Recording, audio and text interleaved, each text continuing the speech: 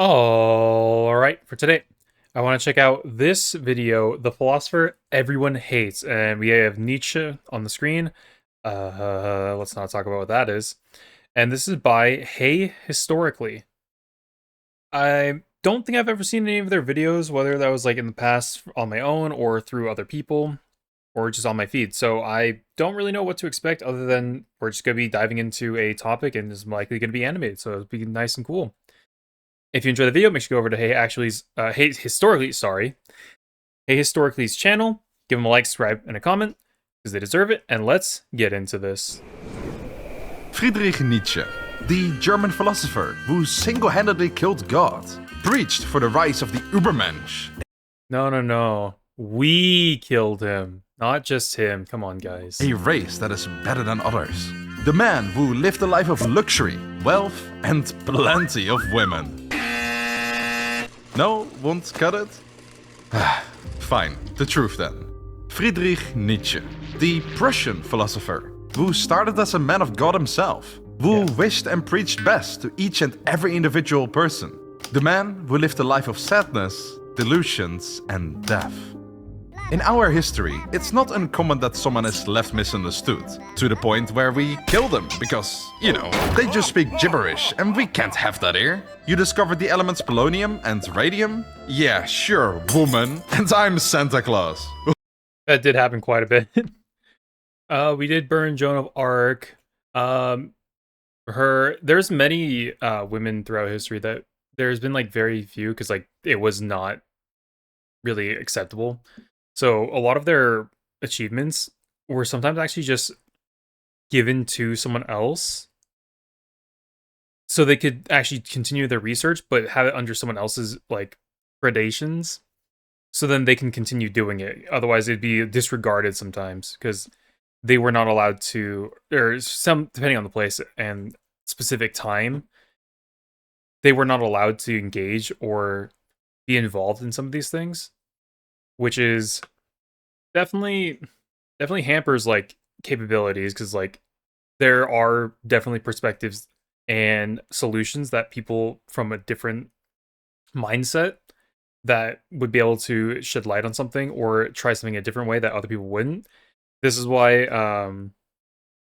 in Egypt, when it comes to like archaeology and trying to understand, not archaeology, sorry, when it comes to trying to understand like the pyramids, like I did watch like a short thing on this one about like Khufu's pyramid and the fact that there were still a lot of Egyptologists that were trying to ascertain like how the pyramids were built, and there was someone else that was in architecture, not Egyptology, that proposed a potential solution, but the Egyptologists were being um, they were being gatekeepers. They didn't want to accept anything of his assertions, and they just disregarded it, saying like, "Oh, you don't know anything because you're not in Egyptology. You studied anything, so you don't know what you're talking about." Even though his thing, it's plausible. It's not like an insane like thing, but they just didn't want to hear it. So I would assume that, of course, this would have happened to other people too, not just women, but like anyone. Like it's a lot of fields and a lot of like groups. They are very protective of their own like identity and their own authority within that subgroup. So anyone that can challenge it or can disrupt any part of it, whether it's new information, look at heliocentrism back in the Middle Ages, the world revolving around the sun instead of around the earth, uh, and various other stuff where all this information that we have now that's commonplace or is still being debated was gate kept or outright refuted by and to other people in order to maintain a specific authority. So the unfortunate thing for her is like there are many times where the information or the findings are just completely reduced because they are not from an in group, basically. Whether that's their sex, their race, hell, even their age. Because I think there have been some people that have been like very young that have actually made a great observation or discovery. Well, mainly observation that would turn into a discovery that other people would discount because they were so young and they didn't have as much, they were perceived to not have as much knowledge as other people, or that they just don't understand what they're talking about because they're just like, I don't know, a kid that's like, oh, why does the light do this like when it's like this, but it doesn't do that in this angle or something. Like, I don't, there's a lot of different applications for this, like throughout like any type of demographic in any way you want to put it. But anyways, let's move back in. I kind of sidetracked myself. Earth spins around the sun instead of the other way this is what I was around? saying. Enjoy Heliocentrism. prison for the rest of your life, lunatic. You cured your husband from his illness by using basic medicine? Say hello to the fishes, witch! Yeah. Okay, that's... There were also a lot of like crazy witch trials shit. Like literally everything would have been like constitution for witchcraft. Hell, even vampirism. Like the start for vampirism, it was so basic, but it started with, oh, you're a dead body, something bad happened, you're a vampire, and then they would like do crazy stuff to the corpse. And then it kind of went beyond that. So I'm pretty sure that's the original, like even like separate from Vlad.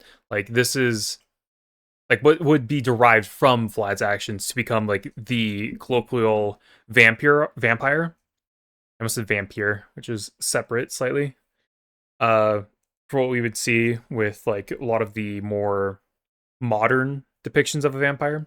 But in the old one, it was like these vampires were like kind of evil spirits that were like ruining the lives or causing like disease and such.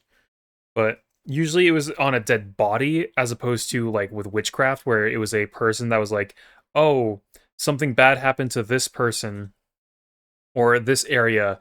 It must be witchcraft. Who is the witch? Oh, it's probably that person. Kill them. And it was also men and women that were accused of witchcraft. It wasn't just women. So, yeah. Really? Again? Listen, you want to know the true story was about Friedrich disproportionate Nietzsche. sometimes. I get that, really. But Yes. it's not a nice story. It's one, if not the saddest life I have ever studied. But something is convincing me to tell you anyway. So Something convincing me, and it's definitely not the gun aiming at my groin. It'll be aiming at my chest soon, but you won't know that, and I won't either. But anyways, yeah, with a lot of philosophers as well, and a lot of like these like major people in history, because we don't get to hear about the ones that didn't get to accomplish or achieve anything, because they were likely erased in like a way, and then it's just covered up by the people of their time. But some of the major people, like,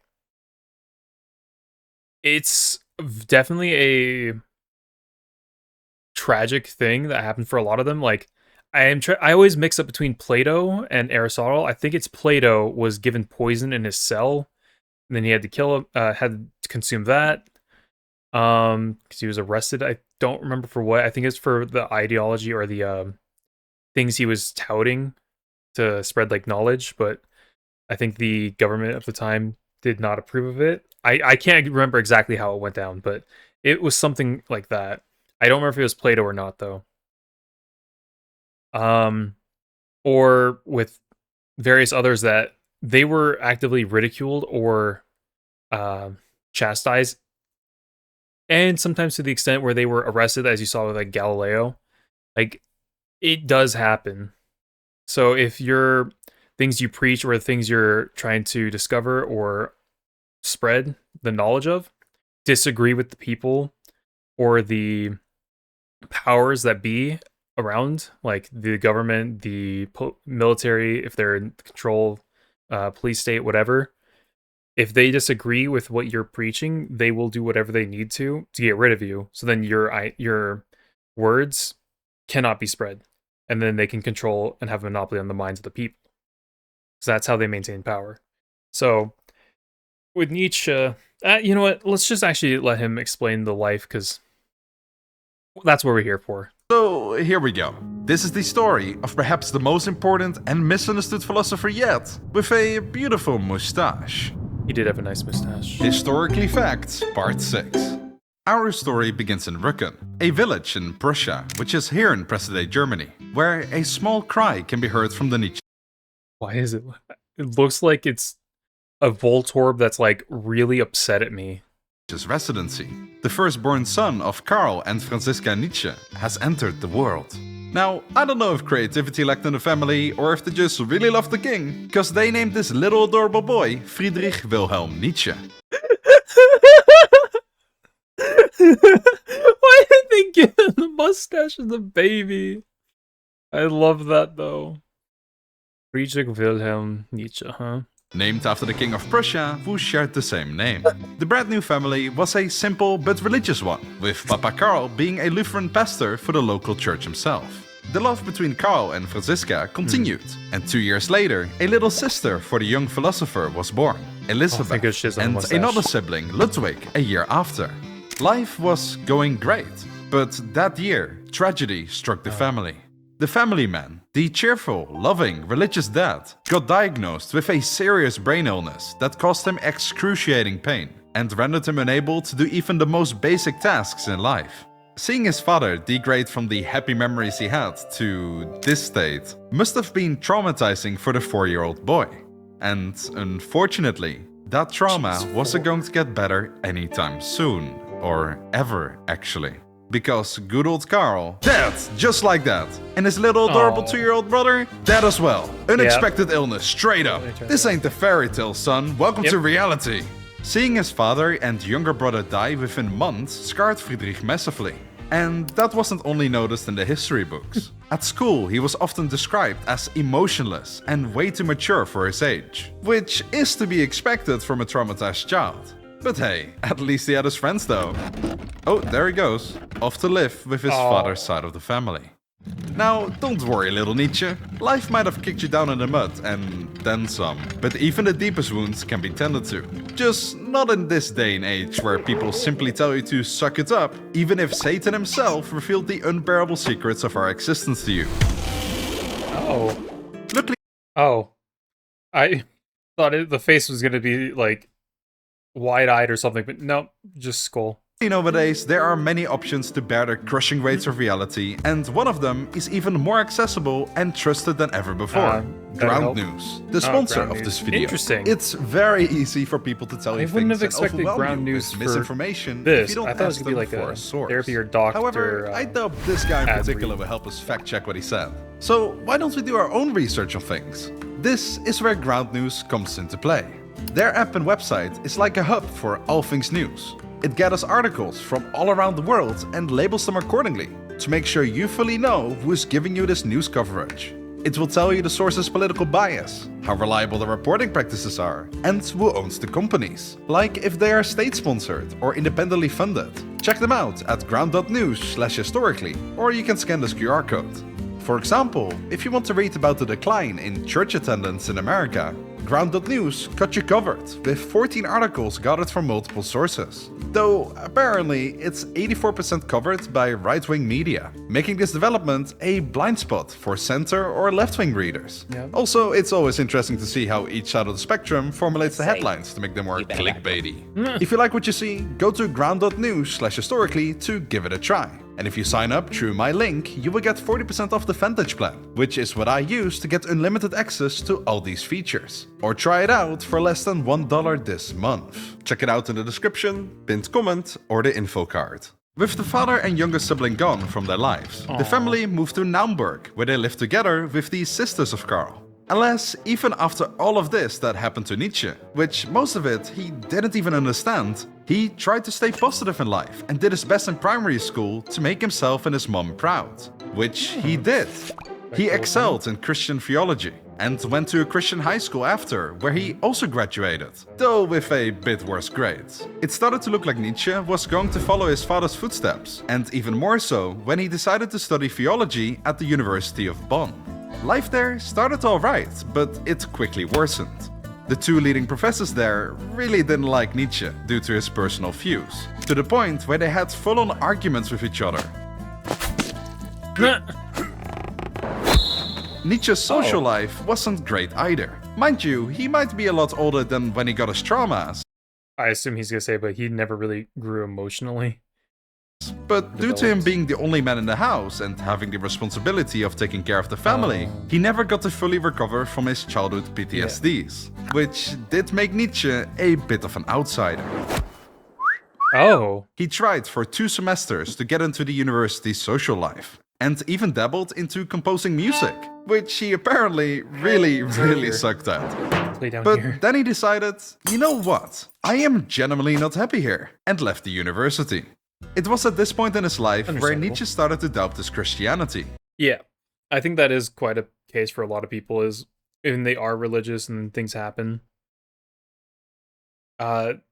Even the opposite will occur too. But if they are religious and then things keep happening, they begin to question their own faith and whether or not like it's actually like real, or whether it's for them, or if this is a trial or not, or this is just life and there is nothing, or there is an actual trial. It really depends on the person, and the opposite can occur too, where someone doesn't have any faith, something happens, they get moved to faith, or they doubt it even more. Like it can happen.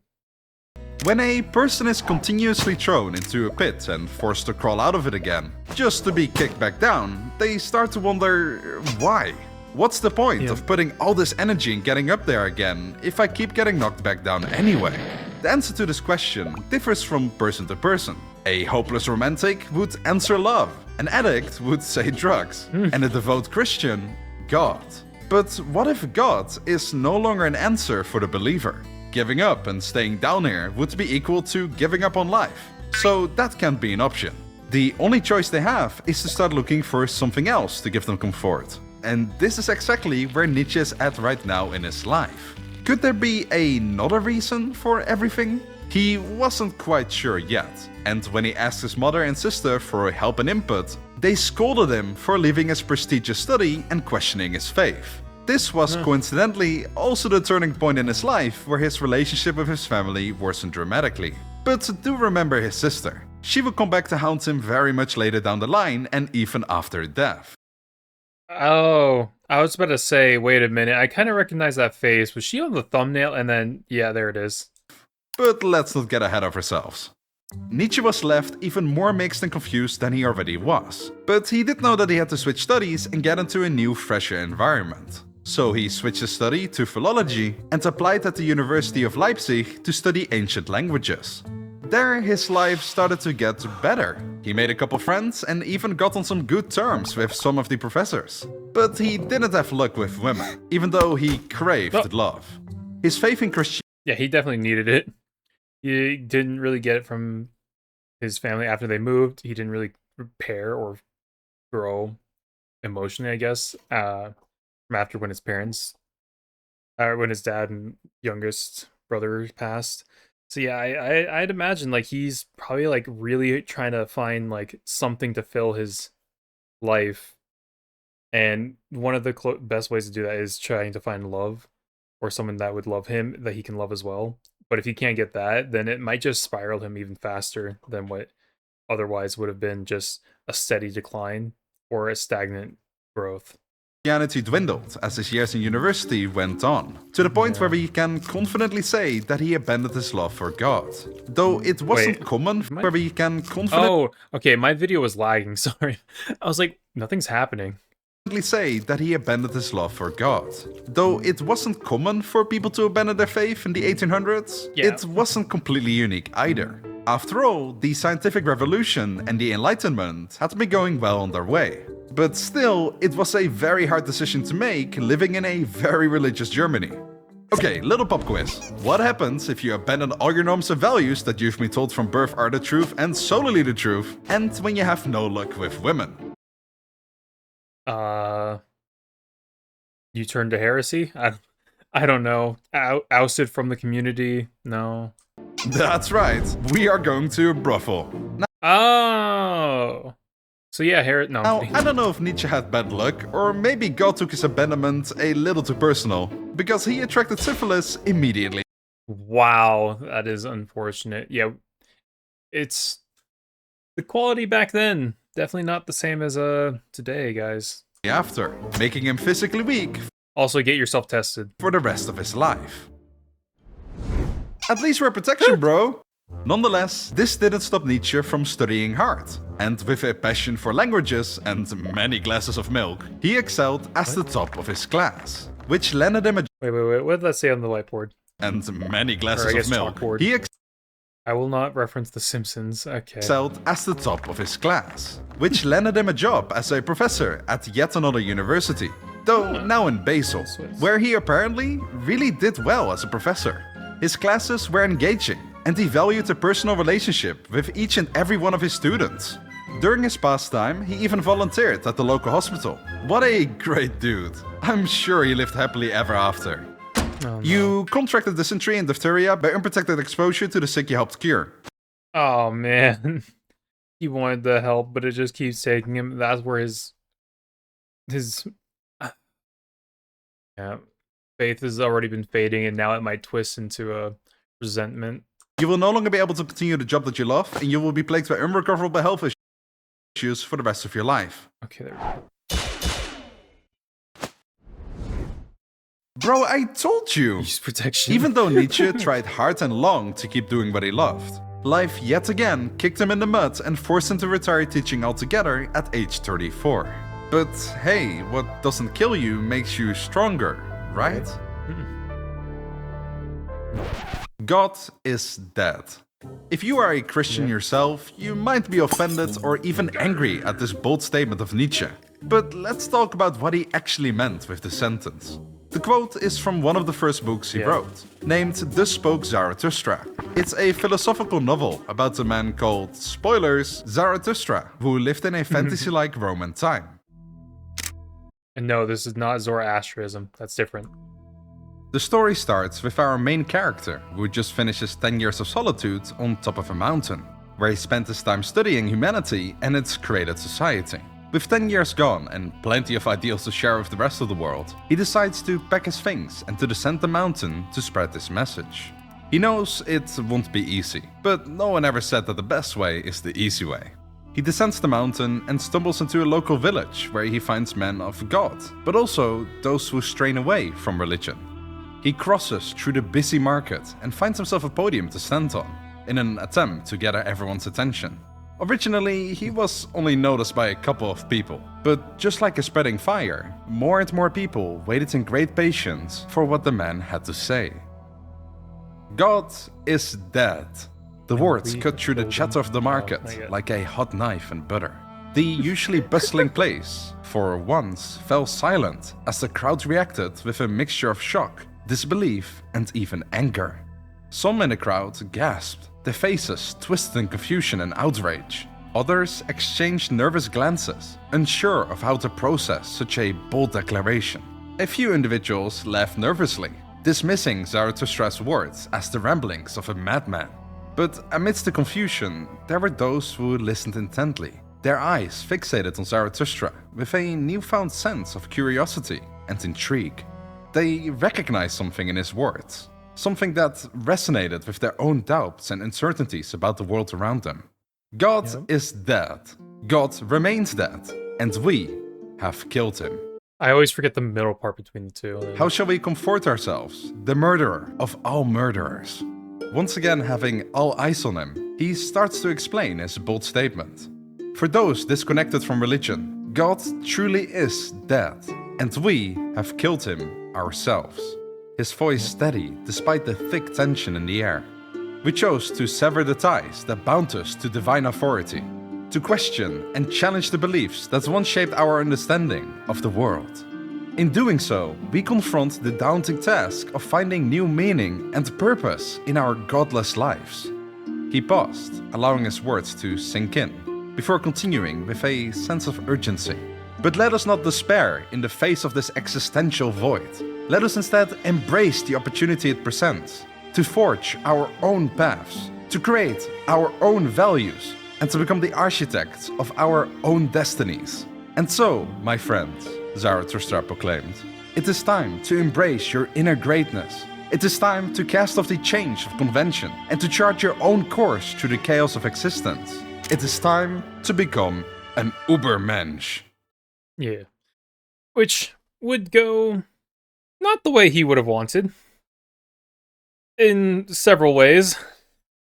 But yeah, it was a great thing for people that have been disenfranchised by their own religion or by the lack of like control in their life, or people that needed like something to aim for, is saying to take charge of your own life. You need to start doing stuff for yourself and not for the sake of other people or other belief system of how you think someone else should, or how I assume in this case would be God, would want you to act. You would have to act in a way that fits like a good moral that you have. And to achieve that, I was gonna say, so when I was doing my studies, we didn't touch on Nietzsche that much. I think we did like a cursory little um description and reading for him, but then we mostly focused on like Voltaire and other people of the Enlightenment period. Uh Mostly Voltaire though. He did write a lot, like way too much sometimes. But yeah, move on. Hmm. Now, if you chose this book for your book summary test, don't take my summary as the truth. Those are There's not many. the exact words he said, but it's how we interpret them today. Yeah. Nietzsche had the great gift of saying things like an ancient Roman historian would. While that definitely makes him cool and stand out from all the average plebs, it also made it kind of impossible for the average person to understand what he was preaching, and more often than not, caused his books to be misunderstood. For example, the phrase "God is dead" angered the religious community, which, mind you, is an overwhelming majority of the people at that time. This caused him to not only fail to become popular, it also caused him to be called mad by many, including his friends and family. But that's just rude. Nietzsche would never turn mad. And then he became At bad. least, not yet. One of the most remarkable things about Nietzsche's life is that even though his life was, well, quite horrible to say the least, he stayed positive and kept trying to better everyone else's life. With more and more people abandoning their faith, or as his fictional character Zarathustra would say, facing the void of existence, Nietzsche felt like he needed to guide this movement of people in the right direction. Which made sense, as for hundreds, if not thousands of years, we humans were raised and told that there are only absolute rights or absolute wrongs. There was no grey area in between. And on top of that, we were taught that whatever the church or a politician said was to be blindly believed. Yeah. Something that we couldn't think about doing in our current day and age, without getting a Yeah, there's still some people that are doing this too, though. cold shiver down your spine. The people needed guidance in this new life. And here, Nietzsche came up with 7 recommendations to become an Ubermensch. 1. Embrace individualism. People should strive to overcome norms and expectations that society has put on us, to discover their true selves. 2. Exercise self-overcoming. To develop yourself as a person, you need to continuously challenge yourself with hardships and obstacles, to grow and improve to become a better human. 3.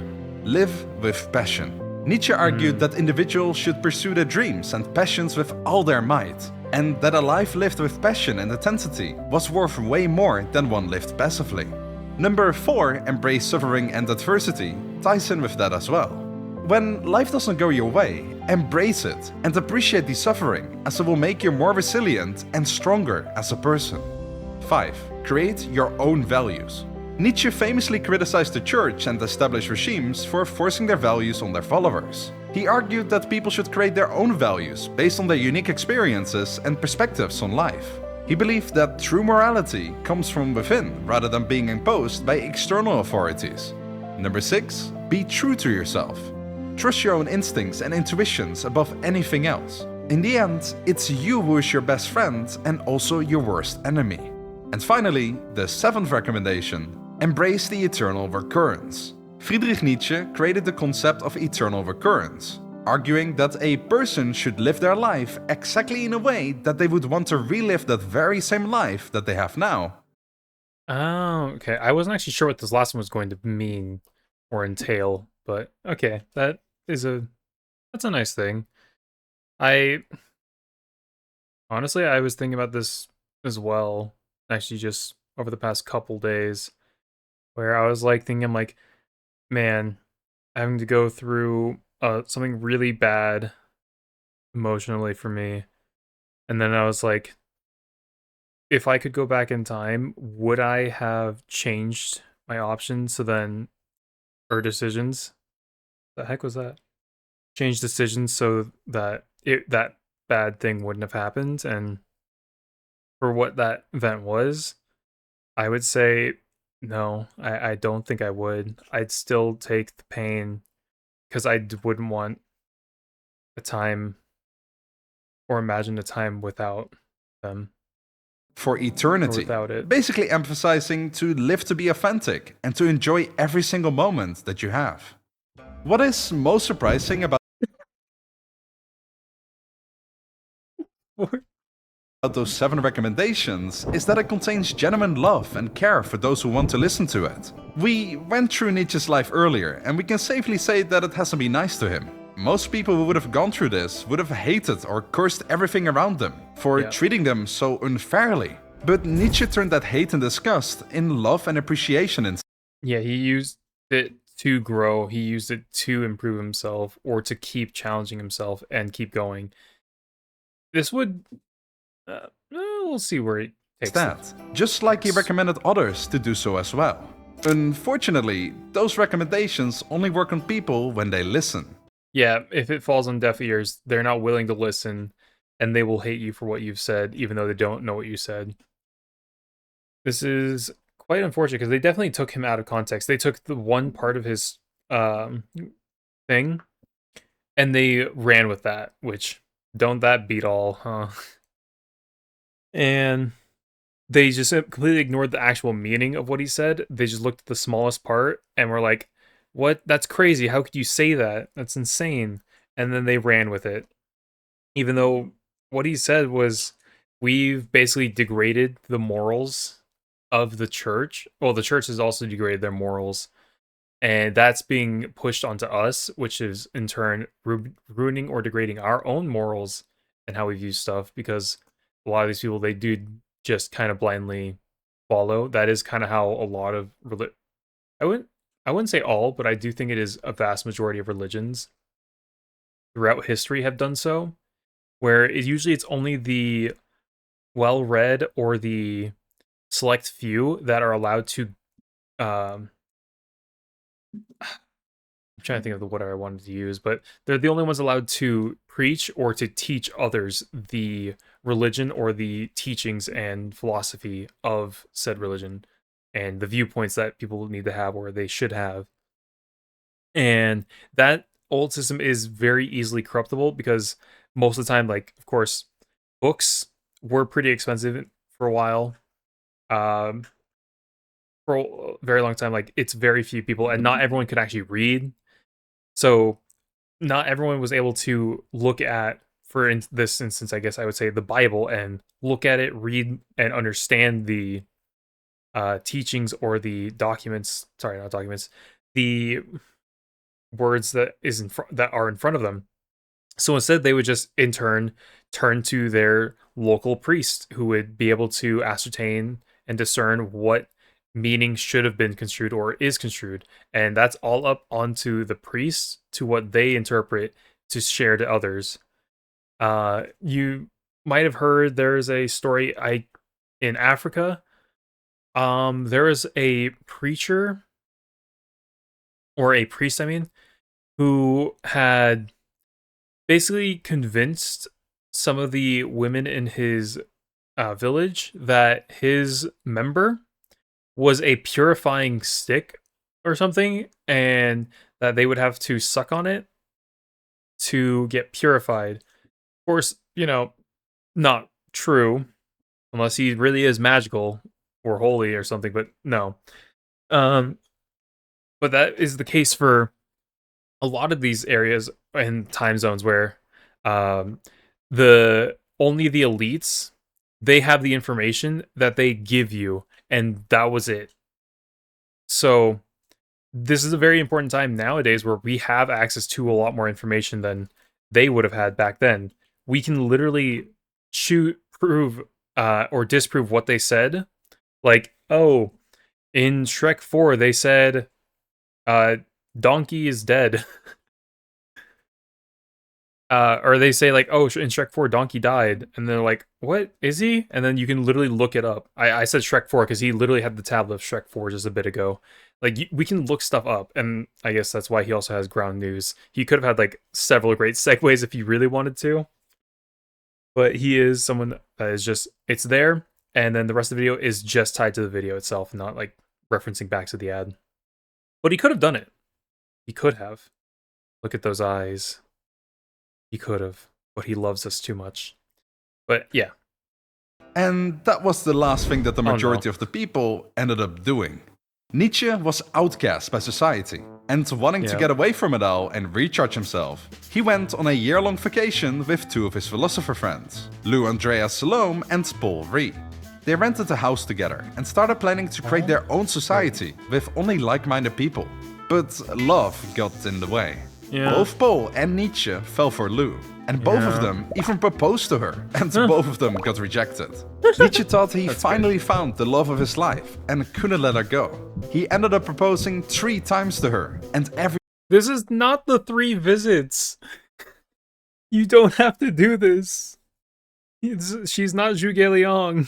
every single time got rejected. The rivalry between Paul and Nietzsche caused the idea of a philosopher's utopia to fall apart, and ended the vacation earlier than planned. Where then Lou revealed that she was only there to see together and started planning to create their own system, got rejected. Ended up proposing 3 times to her. The idea of a philosopher's utopia to fall apart, and ended the vacation earlier than planned.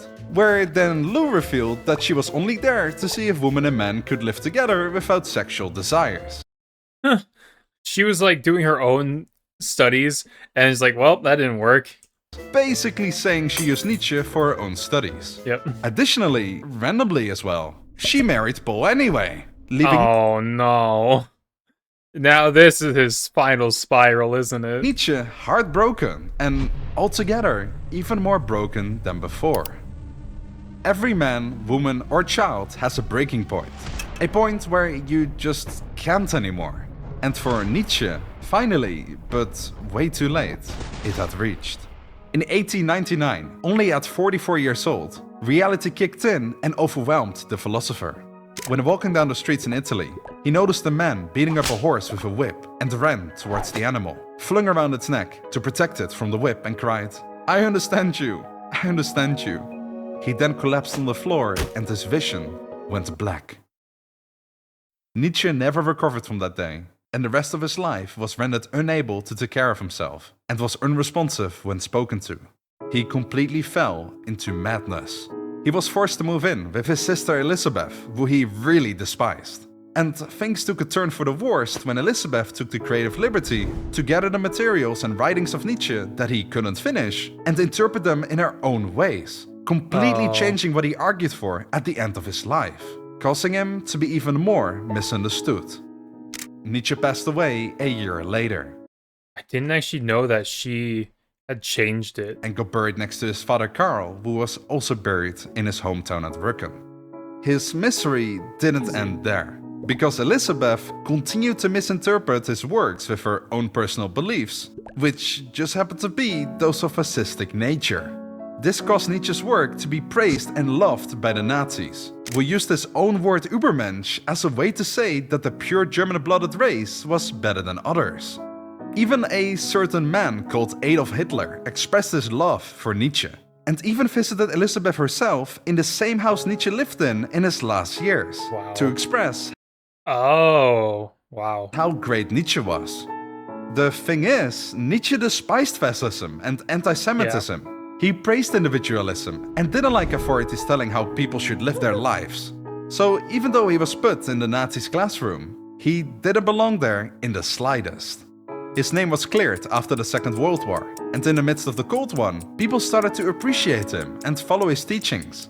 And in the day and age we live today, with atheism and individualism at its peak, which can be argued could be for the better or for the worst, we almost entirely live in the world that Friedrich Nietzsche tried to guide us to, or maybe even warn us about.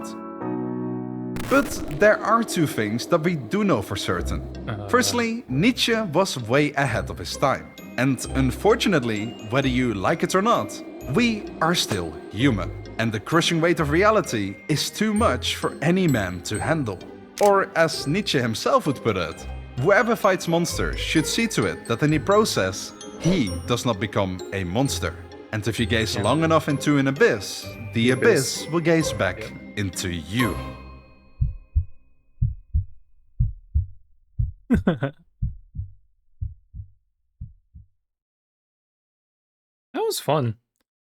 There are some things that I did not know that was coming from here. Like, I didn't know specifically, because I knew that there was, like, parts that they did use, but I thought they misconstrued it themselves to better suit their own views for the Nazi Party. I didn't actually know that it was because of his sister that had actively rewrote her own interpretation of it that did get widespread instead. So that I didn't know about. That's news to me. But there are quite a few people that were just ahead of their time, and usually those are the people that are ostracized and cast out from their place because their ideas or ideologies were harmful to the current time and the current power, because it would threaten like the things they had taught or they believed. But still, I enjoy seeing like these like various history stuff revealed through like little animations, especially because I love where is it?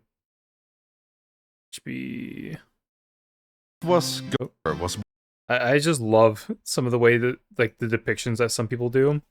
Like, what is this? named after the king of... Like, it's so funny to me. Like, the little things they do alongside it. Because you're getting both. You're getting like a fun little show and the actual information. So, anyways, that's Hey Actually, or God, I keep saying Hey Actually. Why do I keep saying that? That's Hey Historically's video, The Philosopher Everyone Hates, and it's Nietzsche. And it was, for the most part, he was just kind of kicked the shit out of a lot of the time. Like, in many parts of the thing, like, back then, life expectancy, not great. Very, very common that you'd have a family of like 10 people and 7 of them would die, which includes one parent potentially. So it's like it was a very tumultuous time for everyone. Like, you didn't really know if you would live that long compared to like anyone else around you, because it literally could have happened to anyone. Like the bubonic plague, boom, I think it's a third of Europe, right? Just gone from that. Other various like wars that kept going on throughout time, more people dying. It's just you just never knew what was going to happen, really.